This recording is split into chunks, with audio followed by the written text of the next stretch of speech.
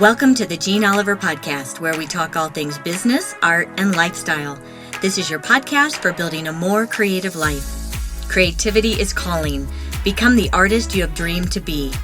After the podcast, meet me over at jeanneoliver.com, where you will find art, business, and lifestyle online courses. We have over 150 courses from teachers around the world.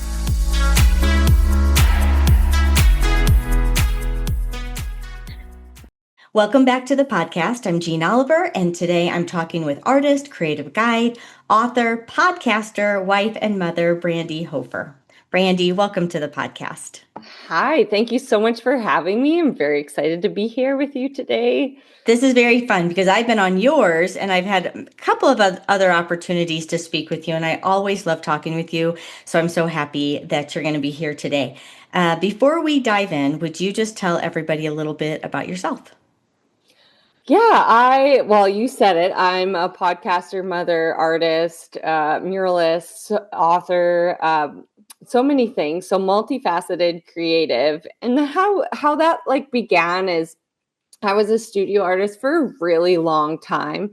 And I kind of burnt out from just doing the one thing. And it kind of goes back to when I was in art school. I do have a degree. And I remember I was stuck on a painting for like 2 months maybe. And it was tight and it was oil and Mark Bovey, my professor, who I was going to school on the East Coast of Canada, and I actually jived with him because he was actually from Saskatchewan, Alberta, kind of where I was from. And sometimes when people feel like home, they just get you. And he's like, next week, I'm going to come in and I'm going to see 4 paintings up on this wall because we had our own studio spaces. And I was like, that's insane. But it really worked for me. And then I created my whole graduate collection and just came out of me in this really great expressive way. And I held on to that portraiture sort of signature for a really long time. And so after burning out of just painting studio, I actually took that upon myself in my business model. Let's throw a bunch of spaghetti at a wall and see what sticks. Mm-hmm. And so some things fell off and slid down the wall for sure, in the worst way. But you really have to put yourself out there and fail to learn what you really love. And so with the mural thing, I love community outreach, big projects that have mentorship. I'm not just painting alone. I tried that. I love someone to chat with and empower and talking to people along the way. But I only leave a few slots a year because I know that if I do that thing where I focus on the one thing too much, I will get kind of sick of it and burn out. And so this keeps everything exciting. And then the podcast, I get to connect with creatives from all around the world, which is the best part. Mm-hmm. And then online classes, so fun, empowering people to create. That's kind of a cool viral reach thing where you see I'm starting to see my hack and my techniques be everywhere, which is hard at the same time is awesome. And then I'm dipping my toes into workshops, which you really inspired me to do. I love working with lots of women and just visiting with them and having nights. So it's really been a long 20-year journey. As you know, you've been in the game for a little bit longer than I have, but when you keep yourself, and in my case, some people aren't like that, but when it's, you got all those pieces or all those things on the go, it's really rewarding and all for different purpose and different reasons. So that's a journey I've been on since really shifting that business mindset and going for it and doing embarrassing things. If you can believe it, couldn't talk on camera, which is hilarious now. I would say the strangest things. And I actually made fun of myself, which I think is a good advice for people is just embarrass yourself, like fail, like be bad at something, and then you'll get better eventually. Maybe not right away, but eventually. Yeah. Well, I want to go back in time for just a bit. So you were talking about going to art school. Tell me about art school and the biggest positive takeaways you got from that time. Oh, thank you. Because some people have, like, if you talk to Daniel Kryza from Jealous Curator, like long decades of terrible like mindset coming out of that. I had like a really, I started at a smaller college, and we had really cool, like a little group that I still am in touch with today. So obviously friendship.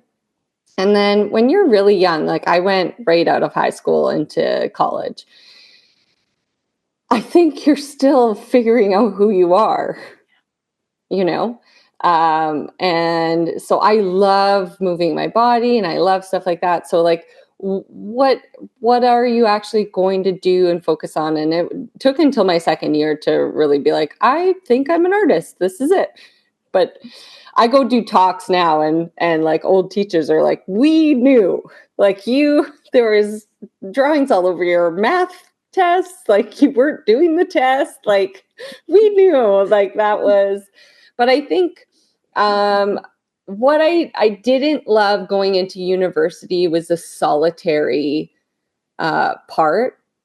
And then I started falling in love in my last semester with film and the community there. So I think there were like really big hints that are obvious now as I love something bigger than just like being a studio artist and having a show. And I find it absolutely exhausting.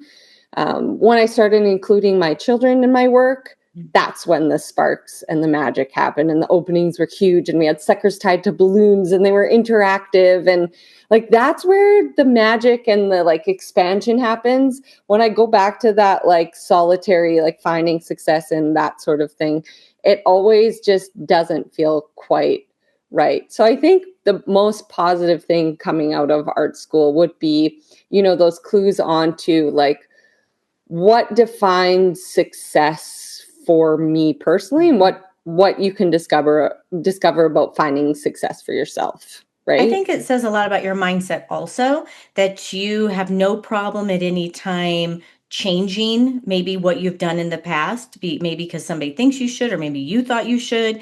I think you're very good with the mindset of, oh, I am the most excited by bringing my children into this and to bring them into my art. You're not trying to, compartmentalize your life or your art. And I think that has served you really well by saying, oh, we get to change again. I get to change this. I get to incorporate this aspect of my life. And I see that over and over kind of in your journey of just having this mindset that it's not a bad thing to change something. It brings a lot of possibility. It brings new growth. It brings new community. So I would say you are such an incredible encourager to those beginning in art. And I feel like because of your confidence, this confidence that you have, you're able to help others break the rules, and you do it yourself too.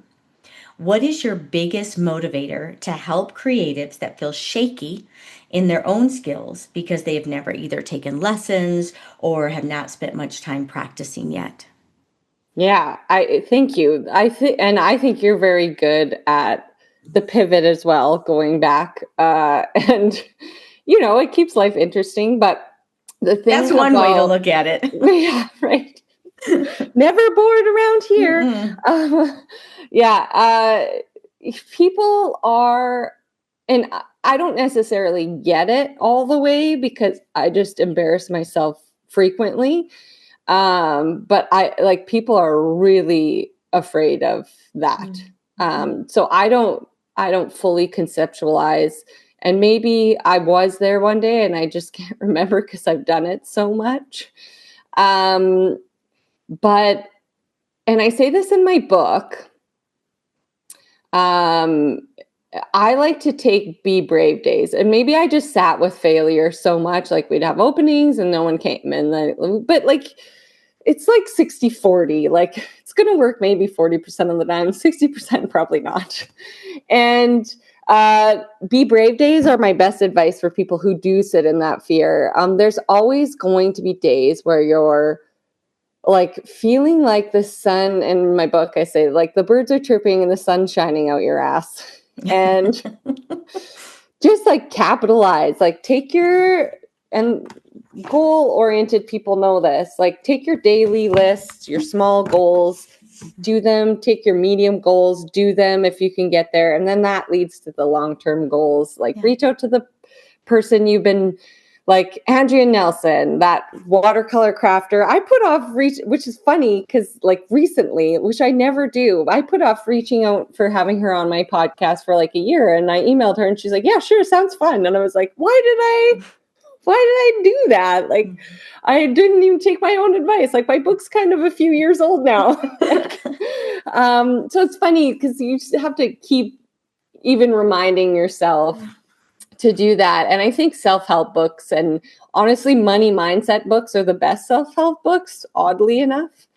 So that's my advice to anyone sitting in fear. And I don't really remember the original question, but helping people is, and I try to say this to my students all the time in our art academy through the public school system, is like, you feel way better giving gifts than receiving them. And gifts aren't necessarily a monetized thing. You might get there one day where you'll have some extra money that's, you can like, I bought my neighbor, I noticed we went to yoga and she didn't have a nice real yoga mat. So I was able to buy her one and that felt really good.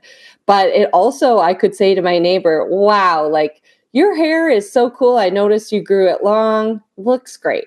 Yeah. Right.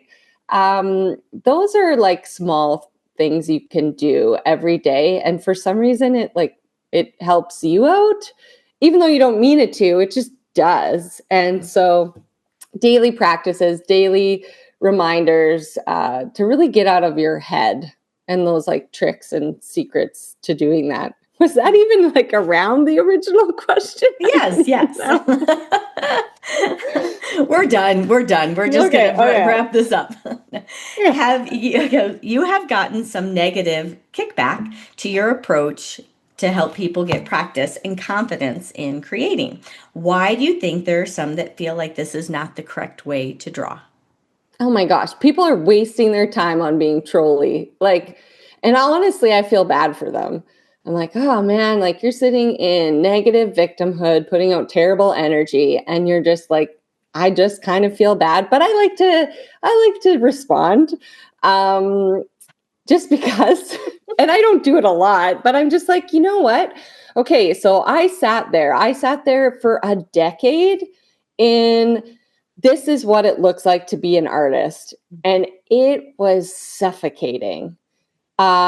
I was represented by 4 galleries at one time, had solo shows every year, once or twice, had a full docket of commissions.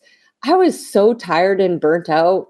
And what it looks like gridding or freehanding, also just hours and hours and hours of wasted time trying to get to this level that I wanted to be at. And I do have a background in printmaking. So I kind of combine techniques, and lots of people in your audience can see, like, obviously, if they go to social media, they'll see what we're talking about.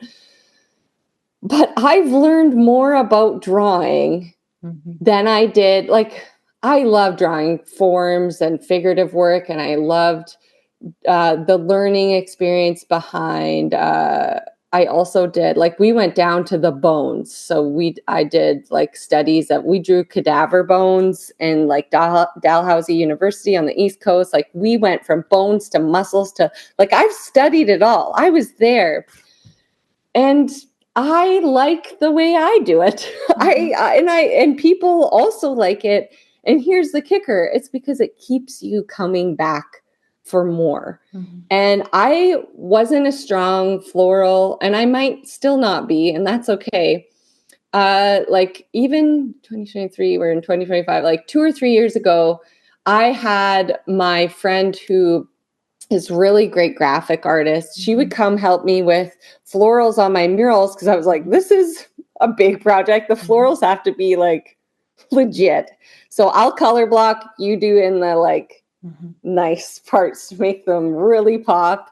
And she was my teammate, and that's okay. And she's amazing at florals. And I've had a few women come.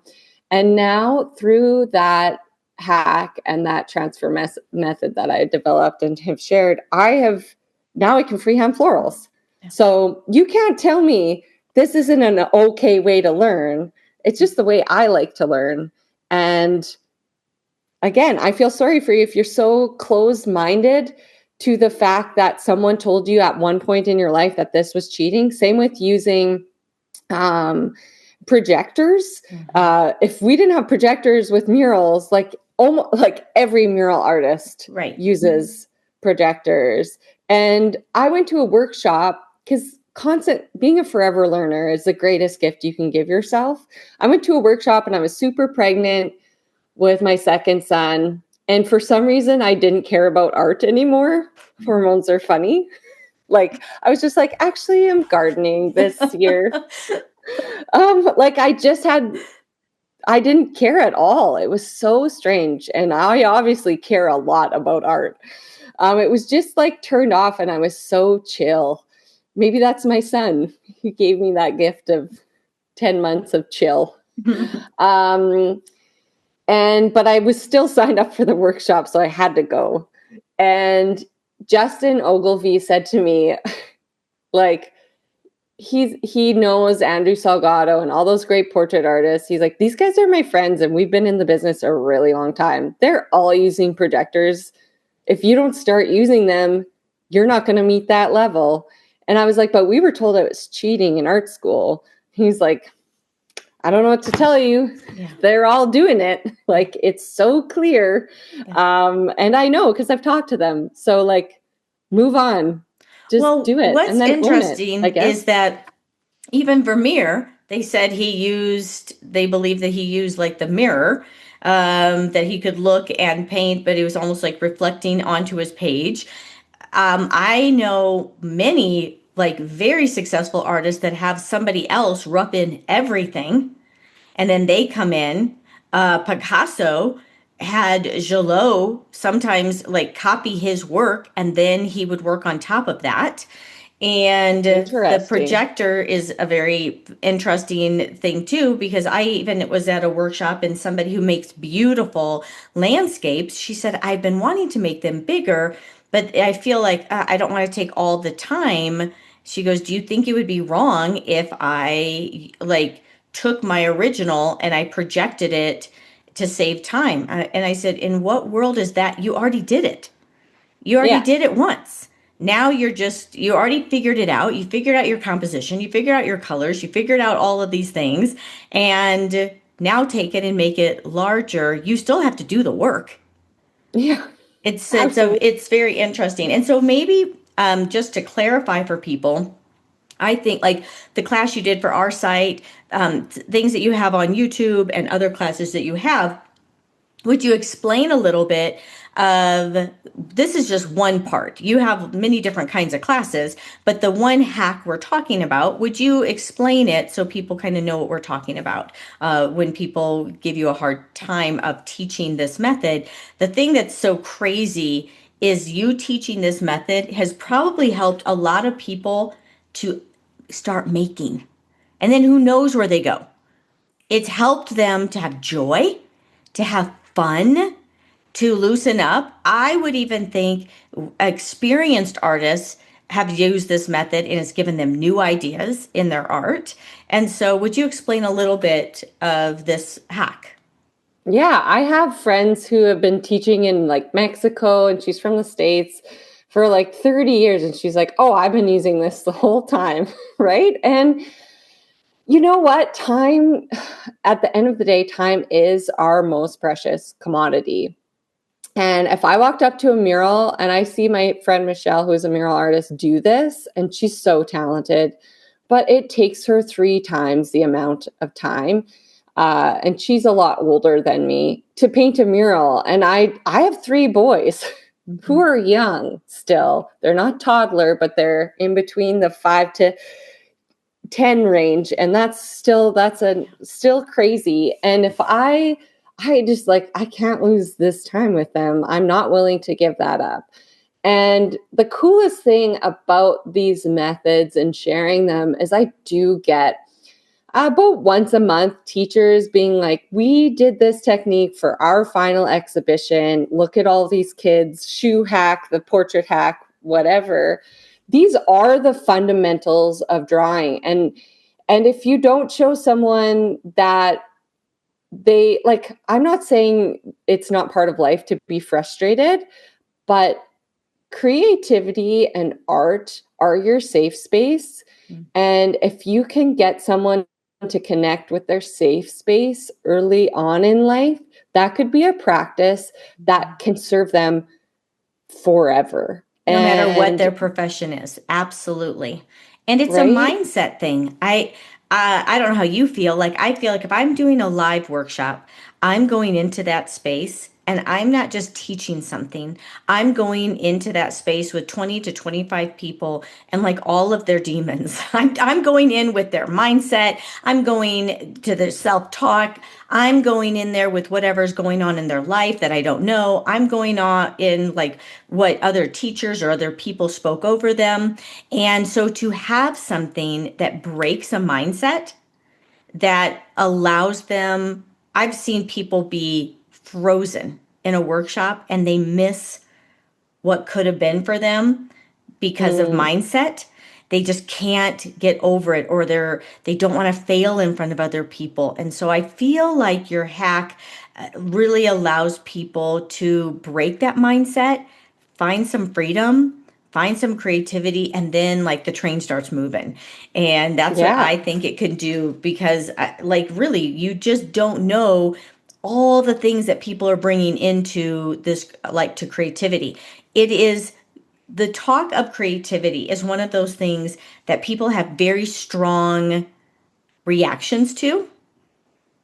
That it's extra, or it's when everything else is done, or their art teacher told them they were not any good, or a parent said something over them, or they were 7 to 9 and they looked over the person next to them and they thought, wow, they're really good. And they crumpled theirs and put it in the garbage and they never did it again. And I feel like, just like you said, creativity is this, I think, like a life tool. No matter if it's gardening, no matter if it's baking, no matter if it's with pencil or watercolor, it allows you to be present in a world that's really busy, really fast, a lot coming at you, and it's a good processing tool. No matter if you're an accountant or, whatever your job is, to not toss creativity away. And to use it your whole life. And you're exactly right. If those kids can learn, like, this is how I feel when I create, and it feels really good. And this makes me really happy. And my mind goes quiet for a little bit while I'm doing it. Picasso copied Matisse. So this really goes very well into everything we're talking about. Picasso copied Matisse. Matisse copied Picasso. Krasner copied Picasso. Picasso copied Rembrandt. You can tell I just finished, a class on Picasso. But everyone is inspired by lines and forms all around us. How do you encourage artists to respond to the world around them and to create something that also then feels authentic to them? Okay. So, and I love Austin Kleon's Steal Like an Artist, because trying your hand at something else is just another tool for learning, right? If we think about these as tools, because we are absolutely unique. A flower doesn't bloom the same twice, right? A snowflake, all unique. Like, there is not one copy. And I tried to explain this to my children. I was like, even like loonies, like if you look at the I'm so Canadian, even loonies, so our $1 coins, microscopically, they're going to be different. Like, no matter how hard anyone tries, it will never be the exact same. So why are we getting so like in our heads, or letting people let us make us feel bad about something.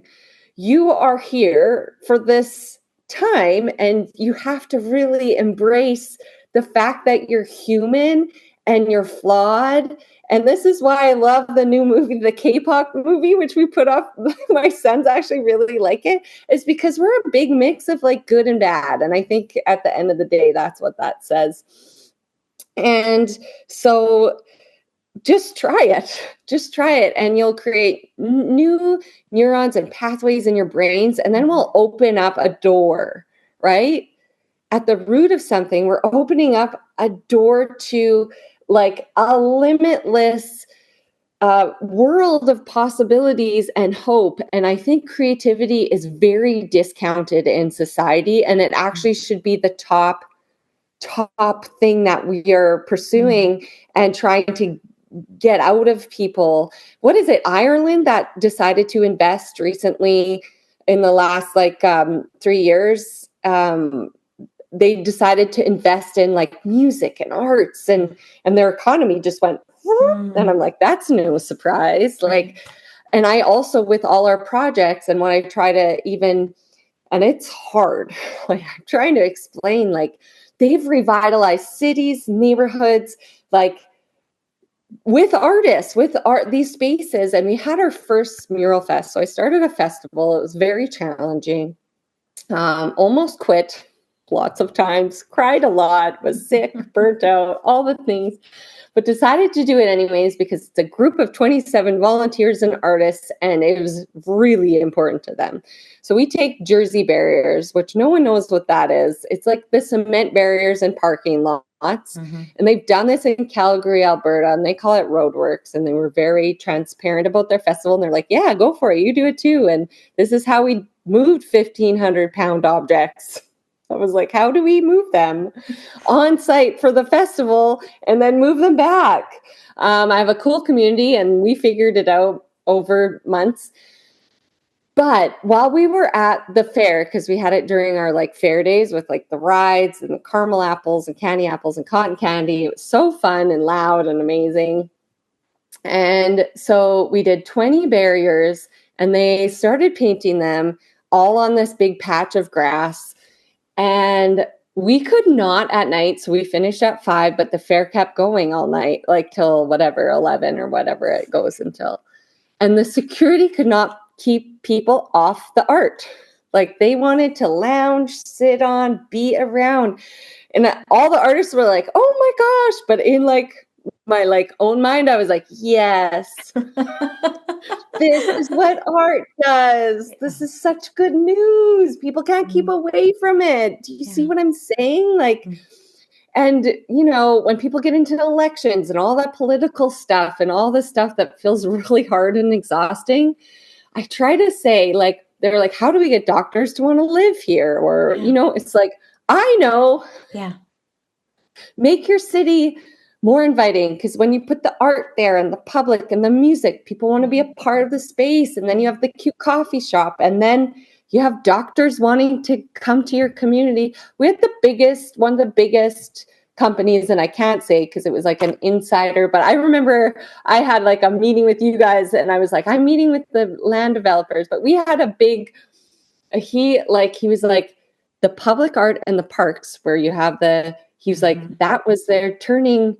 That was why they came. That's why they want employees here. That's why they want, it's such, maybe it makes sense to me because I'm a creative, and maybe I need more stats and proof, but I'm just like, guys, it's so obvious. We can make the world a better place. Well, I think we could have a whole podcast on this, but I know. I feel like there's so many communities that word doesn't even apply to, because they are just homes off highways, and people go into their garage, close their garage, and there's no reason, there's nothing to go to. And there's so many, I don't know what it's like where you are, but communities that are growing and growing and growing, but they're really just homes, and there's nothing to keep people connected. And there is a difference that's palpable when you go into an area where you can leave your house and walk to something, or there's the arts, there are the coffee shops, they're gathering places. And so absolutely that they would want to bring their business someplace that's going to be good for their employees too. They're going to be better employees, and they're going to have a better quality of life. It's always interesting. That is it. I always tell Kelly, I'm like, I just don't know why they didn't ask me. I could have helped them. It's this running joke. Like all these places we go, I have ideas if they would like to know. But yeah, like, hello. Yeah, who agreed to that? Like who agreed to that? And it's about bottom dollar instead of longevity and what's good for people. And so, yeah. Well, I'm fascinated by your mural work. It's outstanding and completely out of my wheelhouse of experience and knowledge. I don't know. I think we'll go somewhere and all right. I'm ready to go. Yes, I know. So you could teach me. And we'll do a mural workshop. That would be fantastic. How did this start, and what has been your largest work to date? Okay, so because I always, again, like dive in and learn along the way, which I think everyone should do, like go like for 65 or 75% of like, no, I did the research and I like think I get it, but you'll actually learn more by doing. And I was just stuck on my phone, and I'm not a big browser. I'm like a post and leave these days because I see it as another tool, creative tool. But there have been times when I was a browser because I was obsessed with murals and mural artists. And I was just like, I've got to work larger. This looks cool. And so honestly, I was like, so downtown probably, because that's where most murals are. I was like, Jill, my friend Jill from Red Bicycle Communications, she's the CEO and founder. And I was like, know anyone downtown who wants a mural? Like literally, that's all it took. She's like, actually, John, he does. And I'm like, okay. She's like, here's his email. And John and I work for, like, I'm making it sound easy, but it's really not, because obviously I was an established artist by then, involved in community already. And our community is only 30,000. Knew Jill, didn't know John, but went for coffee with John, got to know John, his vision for the space. And we worked for like 2 or 3 months on bringing his vision to life. Inside or outside? For months on no inside, was the mural like an inside mural or an outside it was mural? Outside. It was I can't remember, it was either 40 or 50 feet or 48 feet. This is your first one? I know, like what? I don't know. You are hilarious. It took a long time, and it took way more like I totally undershot the fee. It took so long because I had 2 really little kids and I only painted at night, and my dad came and helped me. But like, I would never do it differently. Like, I learned a lot about pricing, standard square footage pricing, and made a class about it because I'm like, I don't want you guys to make there's a lot to learn with murals, and like you should have your pricing, your contracts, your everything, your pre-design. It'll make it go smoother, faster. These are the tools you need. But I wouldn't have known that had I not dove in and learned, what's the right paint. Definitely use the wrong paint, even though I had asked and done the research from different places. But I had asked one person and they said one thing, so I tried that. And then I talked to Kevin Lido in Montreal. He's like, absolutely not. You need to use this thing. And so even my 8th mural, we got given one wrong product, and it was a big 3,000 square foot fix. So still learning. And so murals, I have to say, like, unless it's interior, like if you want the easier road and really want to try, like, interior is where it's at. Exterior, you need literal thick skin, like for weather, one was by a train, and we should have been wearing like hearing coverage. I've lost a little bit of hearing. Like Wow. I've got weird things in my eyes from the dust. Like I should have been goggled, hard hatted, and ear covered. Like they're crazy. But like, again, like the one we did that was the hardest. It was for truth and reconciliation. So a big subject that's close to my heart and really big for our community. Like will stand for ages on impact. So again, like these things well worth it, but all learning, really fun, really cool, really physical. Yeah. So like booking limited, projects and not getting like when I'm done mural, I'm like, I'm done murals for a little bit. Is there a mural artist that you could share with everybody that you just love their work? Oh, okay. Well, and that's why I love the podcast, because I get to talk to them and I get to pick their brains. And so I just had LK Design on, which the girl I work with who murals and does design, she's like, what? You got to talk to her? And I was like, and they sent me like a little package of their books. You can have them. And she's like, oh, yes. Like, and she has a little girl, so they're pumped up. Love her. There's a big group of them in the States. My friend Ashley Cassins, Phoebe from Pander Design. She just did like, I think she did like 7 weeks of 7 murals in a row, which is totally like they're full timing.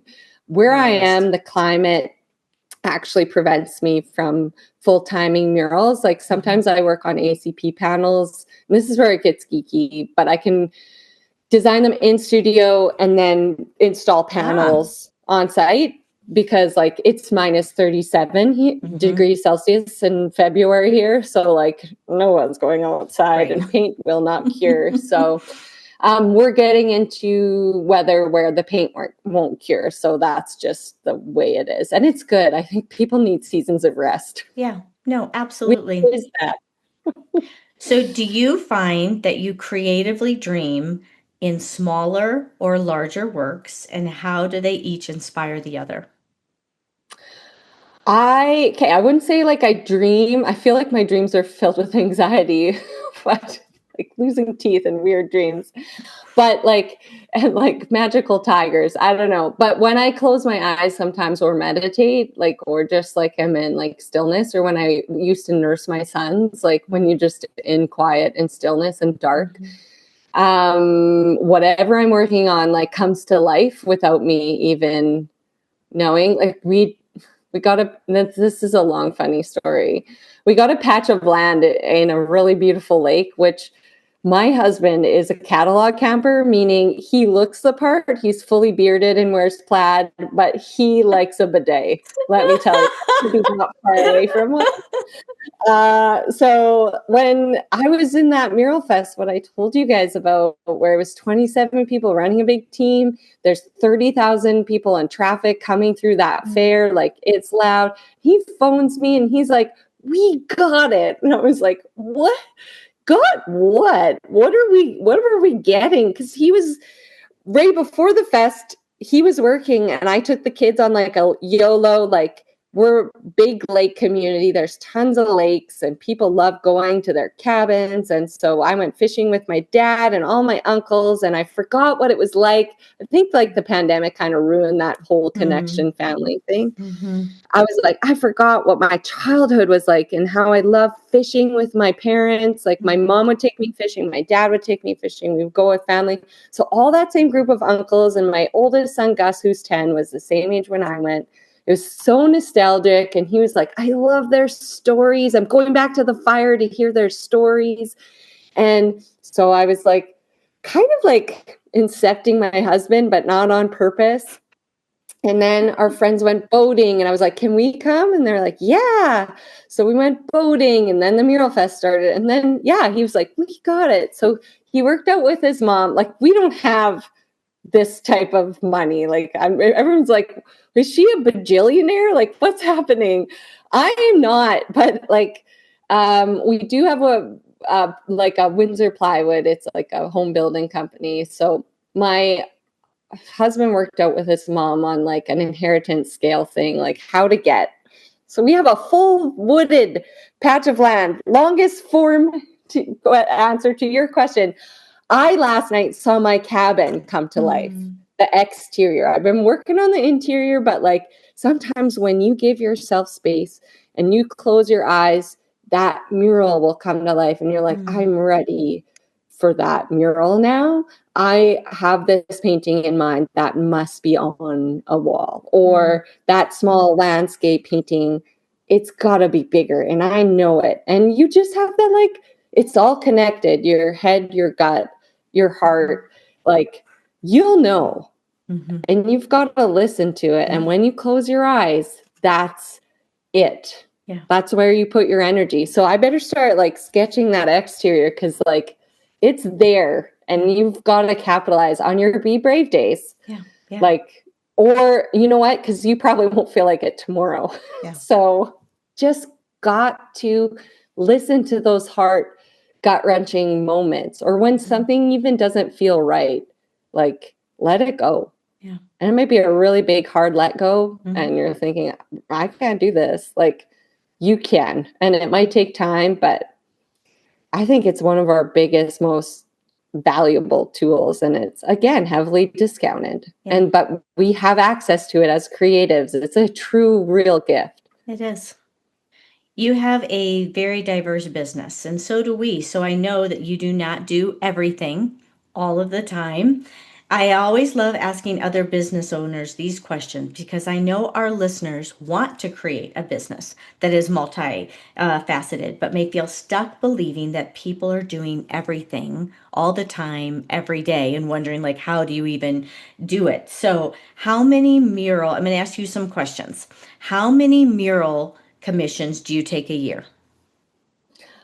It depends. Like I'm really stuck on a design right now, and I'm like, do I want this one job?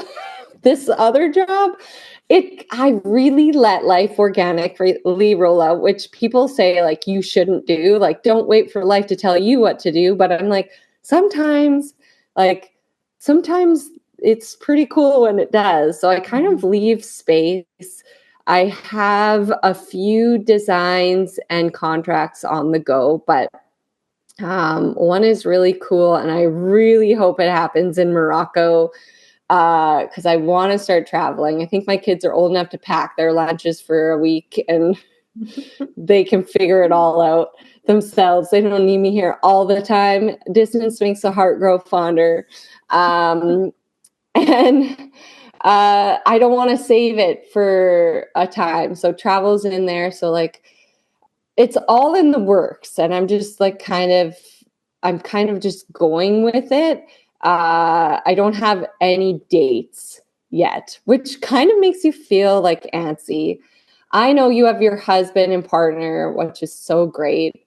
I could never work with my husband, so that would never, like, he's I think great at people his have this business. Misconception that like it's always been good, or that it like it's hard. Oh, I imagine it's not. Yeah, it's very difficult. You can't, if you get mad, you have to like get over it, because something has to be done that you both have to do together. So it's probably made our marriage better because we've had to like deal with things. But I think working with your spouse is a hard thing. And oh my gosh, and it we started got it a camper. It what? We got it a camper because we need the camper for like get on the land and work on it and take some of the trees down. And you had to bring the bidet. I mean, he's like, this is the thing, he won't even stay in the camper. He's like, I'll be driving home. I was like, to sleep and go to the bathroom. And I was like, what? It's an hour and 15 minutes away. He's so hilarious, but he's a good sport when I make fun of him. But so I did start our art cabin, like for the camper. That's the thing. That's why I like to roll with life, because I had 4 weeks to get a camper.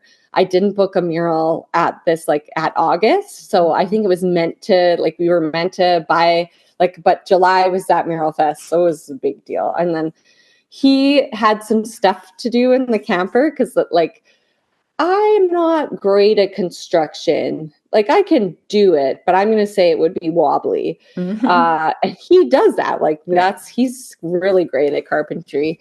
And so we needed a wall in front of the bed. And I got some really hilarious videos of him being like, Like, and everyone relates to it. Like you said, like no one's perfect relationship. And I know, but a lot of artists who do really well do have their spouse like helping with something. I do have a team of part-timers like who also have their own businesses who help me out with like coding and stuff that I don't love to do. I also, my first financial goal was to get cleaners in my house because I really don't like cleaning at all. I still have to do a lot more than I want.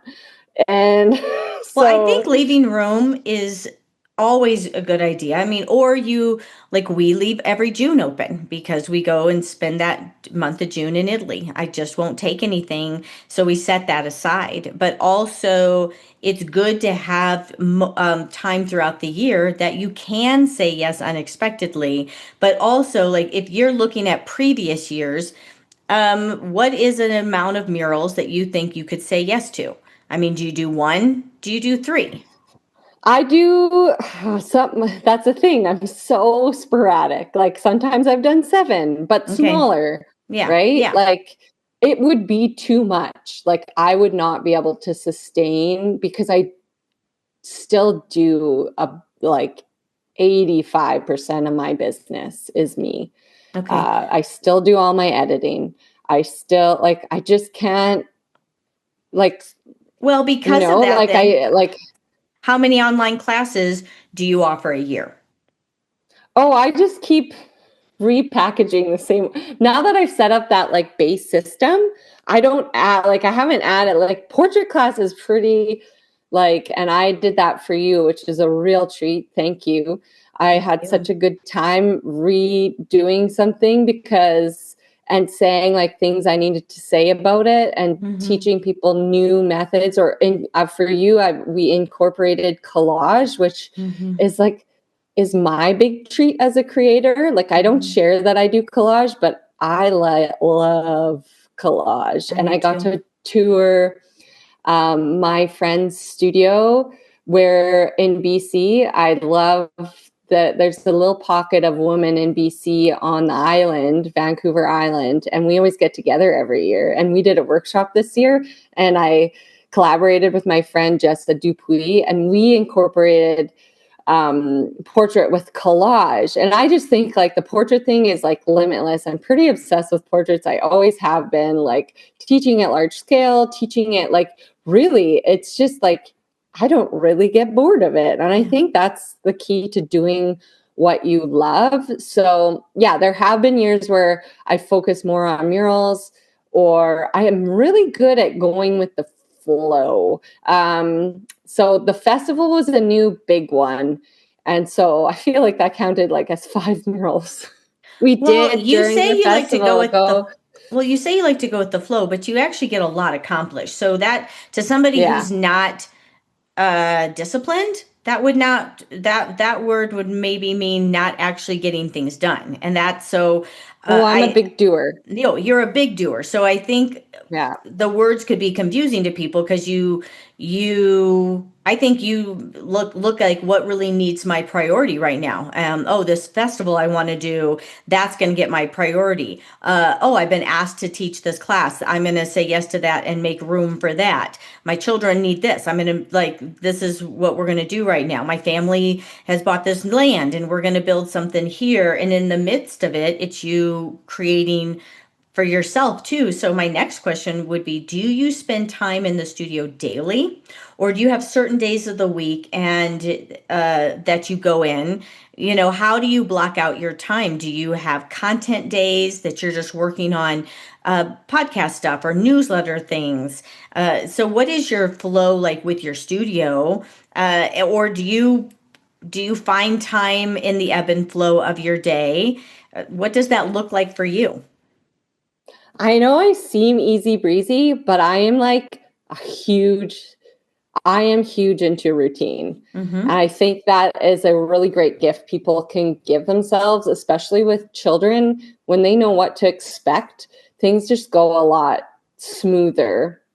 See, I don't And think you're easy breezy. I think like people listening might think, "Oh, she's easy breezy," and that's why I'm trying because it is. You do have routine, and you are yeah. very much a doer. You are a visionary in so many ways, and I feel like you're very prolific in what you are creating and putting out.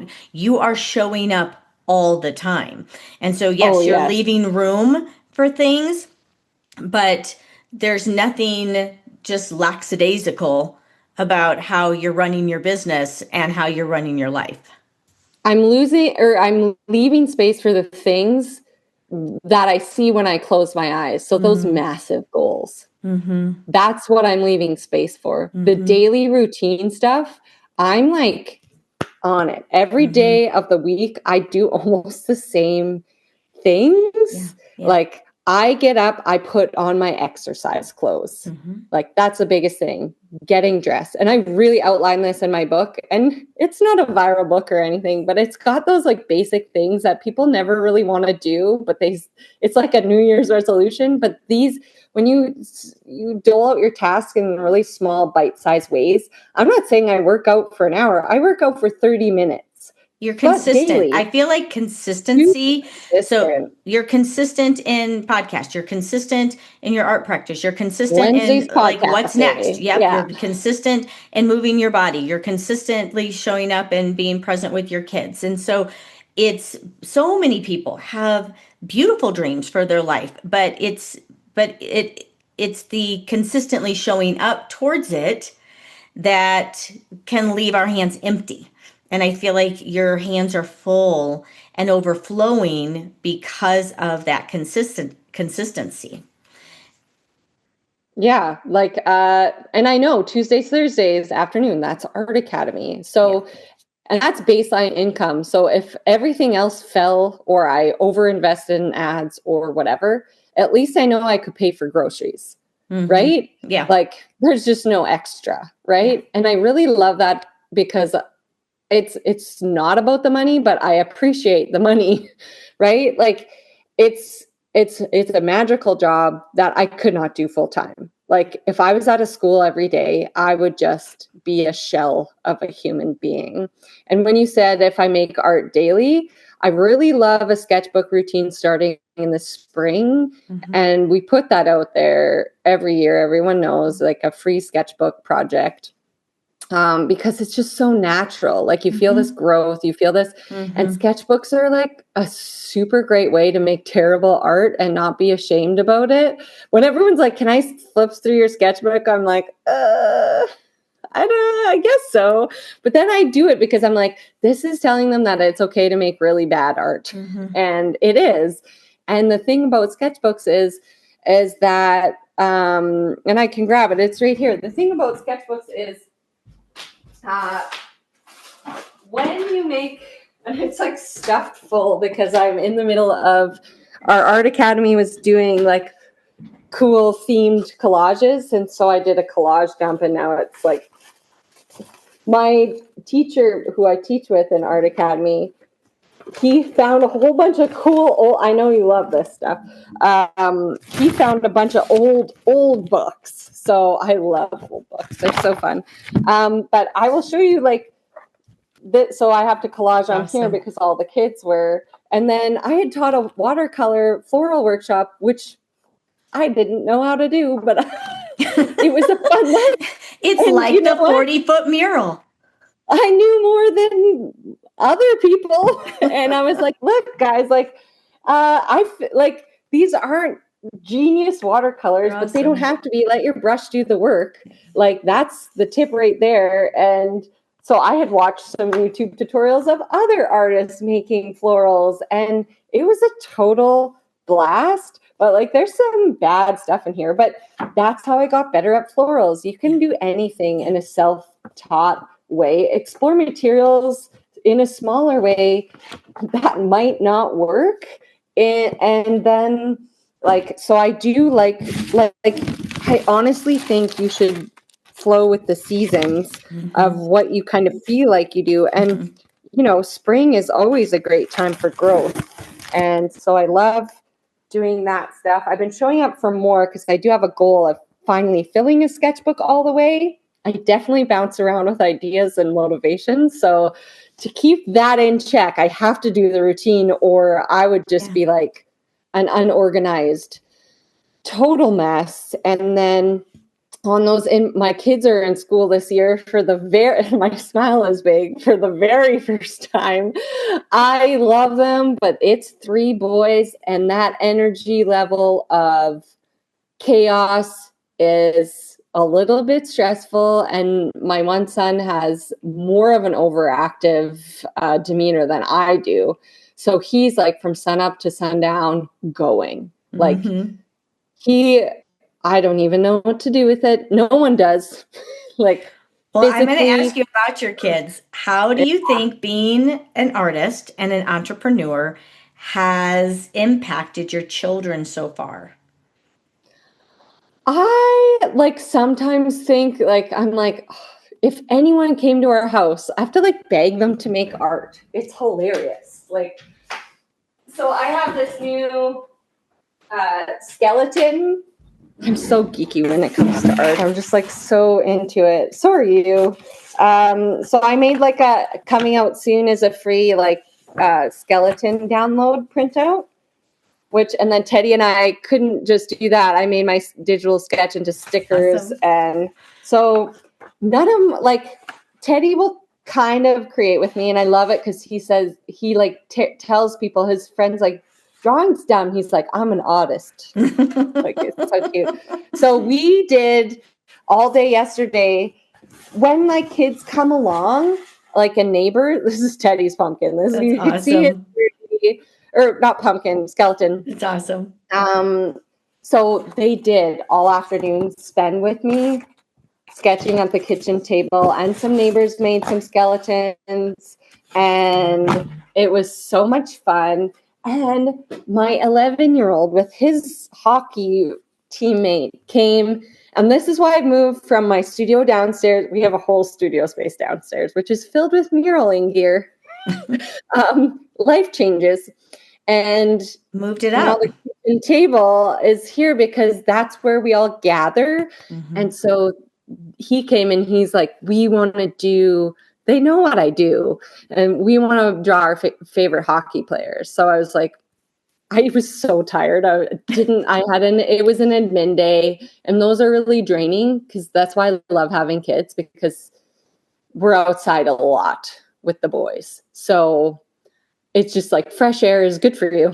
And I wouldn't be outside as much if I didn't have 3 boys. So, and we're biking to get gum, and we're going around the lake, and we're like, I love the physicality and the movement and what they bring to the table of like getting me out of my head, getting me off my computer. Cause I love my job so much. I would just work all the time. Yeah. So yeah, when they want to create, I'm like, yes, let's do it. But most of the time, I don't think they realize how cool their lives are.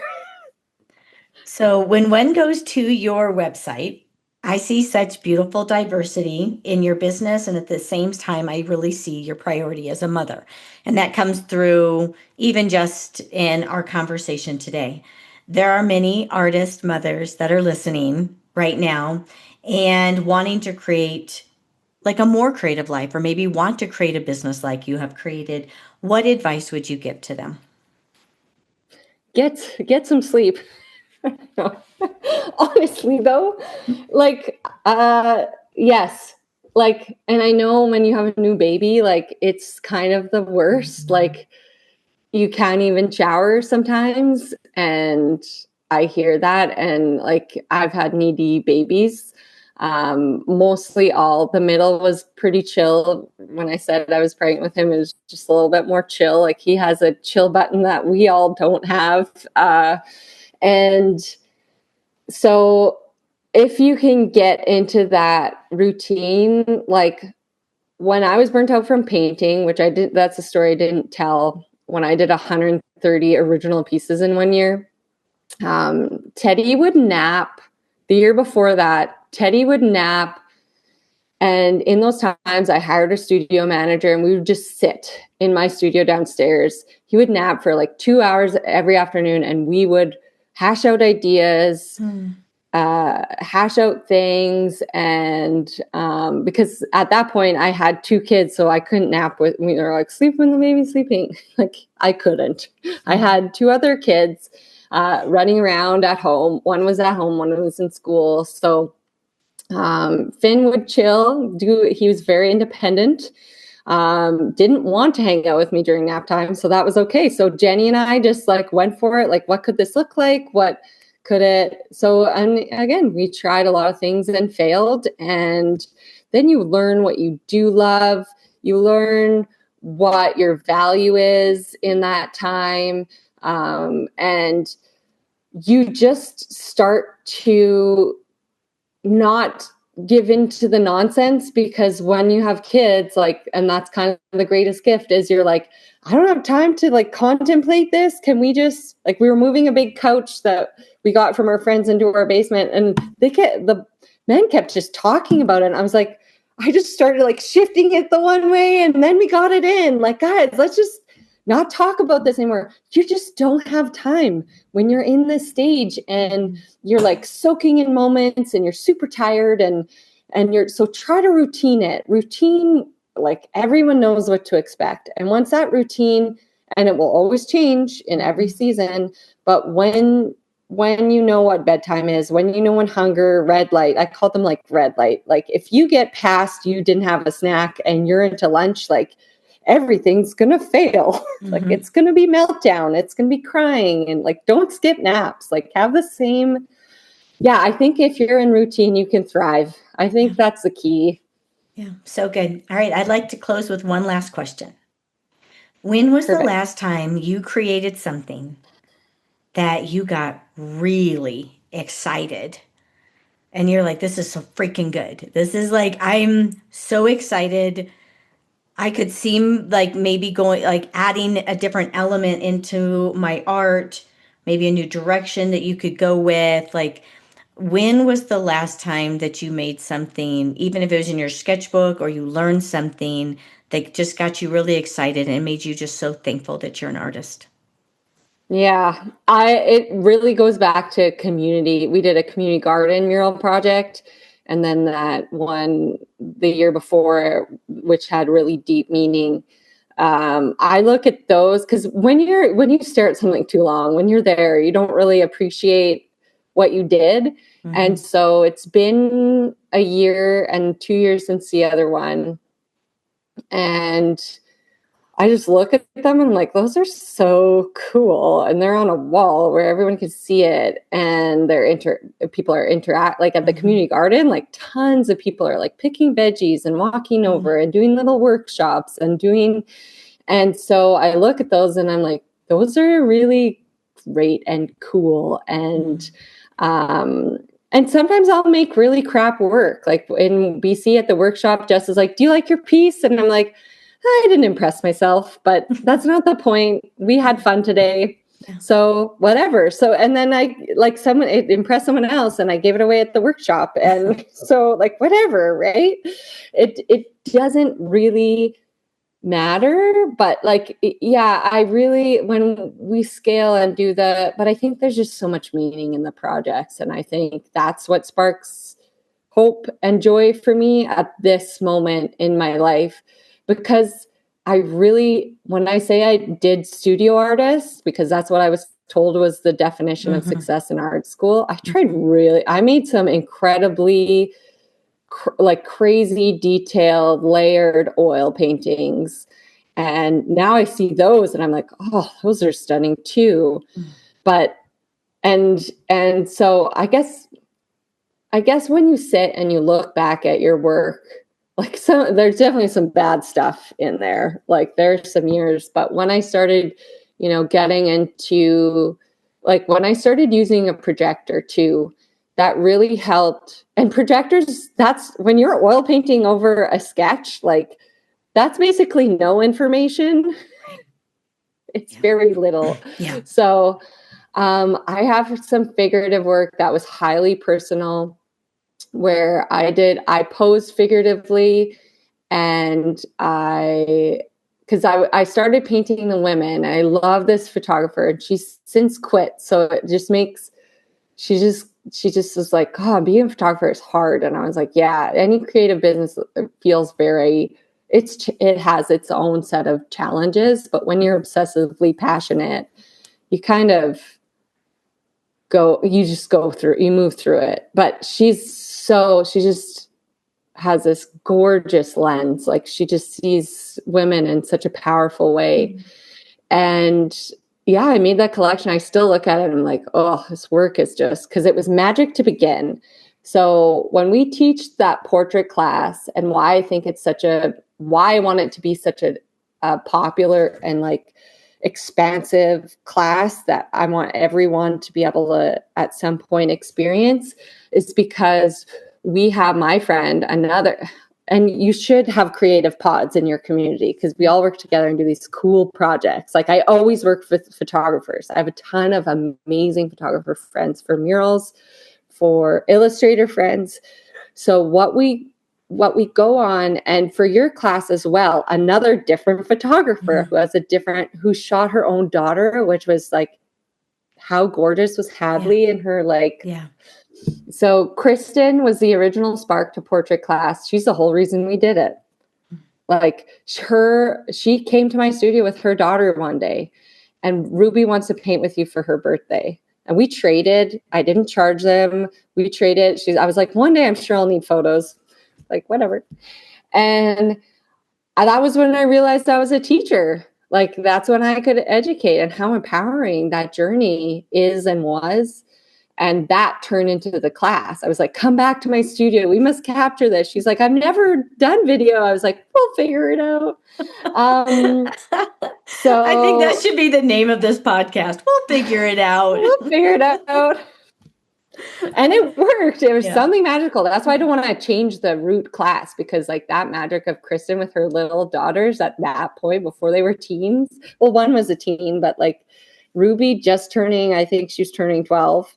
Magic, right? Yeah. And so we go over that, because it all starts with the root. You cannot make a good painting unless there's like nice lighting. And we did propping, which I do with the kids now in Art Academy, and we do funky portraits, and we prop weird stuff like big glasses and big feather boas, and it gets them out of their head, because taking a picture of a kid with a camera, they're like, oh, they hate it.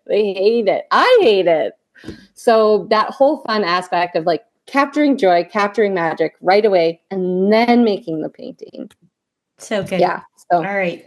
Would you please tell our listeners where they can find you, buy your book, take a class, buy your art, or listen to your podcast? Yeah, I think that we have lots of links on Instagram, Brandi Hofer Studios on Instagram. And that's where I sit and where I'll answer your message, and you'll find playful videos. Our website is brandihofer.ca, which again, like, you can explore there and figure stuff out as well. But yeah, podcast, book, everything, classes are on there. And of course, with Jeanne, we have a class with her too, which is really great. And I hope everyone's enjoying it. You hear the feedback, so I don't know. But well, and it's such a fun class, and people being proud of their work is, I think, the best thing when they make something they can't believe they've made. And they're so excited and proud to show it. And so we'll also have all these links underneath in the podcast notes. But Brandi, thank you so much. Thanks for just being here today and talking. I know that we went back and forth many times to make this happen. And so between both of our schedules. And so thank you so much. I've loved talking with you. And I'm so happy that now our listeners get to hear from you more, just because I have loved every single time I've ever been able to talk with you. And so thank you so much for your I think your energy and your joy and the way you inspire other people. And I do love the advice of, like, I'm going to figure it out. I'm going to figure out how to do this. And I know that anybody who has started a business, anybody that's in a creative anything, it doesn't even matter. It, like, you jump before you know exactly like how the journey down is going to be. And it's served us well. We've had some falls on our faces too, but we've had so much growth and so many good things from just figuring it out as we go. So thank you so much for just everything you shared today. Creativity is a beautiful way to test out failure. Yeah. Like it's a playful and easy way to test out failure. Yeah. It just is. And I hope many, many people find that space for creativity in their lives. Thank you. I feel the same way about you. You guys are spreading so much amazing energy into the world, and I love what you do, and I appreciate your time today. It's so good to see you. So good to see you too. I created a free resource and mini workbook just for you. 10 tips to take back the peace for a more beautiful life. A free ebook if you're looking for some rest in your day-to-day like I was. Go to jeanneoliver.com/10tips to get your free resource. Creativity is calling. Become the artist you have dreamed to be. After the podcast, meet me over at jeanneoliver.com, where you will find art, business, and lifestyle online courses. We have over 150 courses from teachers around the world.